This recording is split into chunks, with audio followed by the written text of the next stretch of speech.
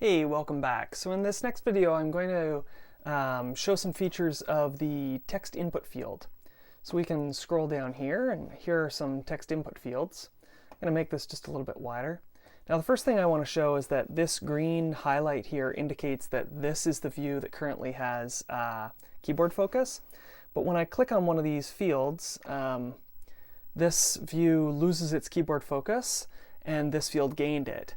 So into this field I can type something, like perhaps my name. Now you see that the content scrolls as I type.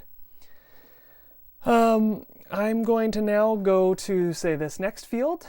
So you can see that focus has changed. Now, because this one is an age field, I've set up an input filter. So typing letters, it doesn't accept, but typing numbers, it does accept. And then I can click on this field to type in some more content. So I am from Canada. Okay. Now I'm going to make this a little bit wider again. So we can make edits. Oops. Not sure what happened there. So we can make edits. I can click back in here and will be from Canada.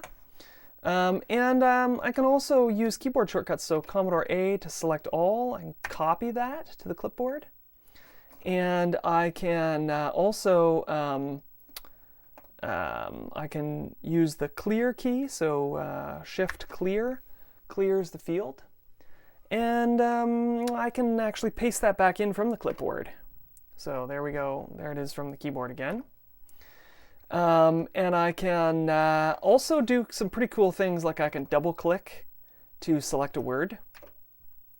So I can cut that word, and I can paste that word in order to change the order.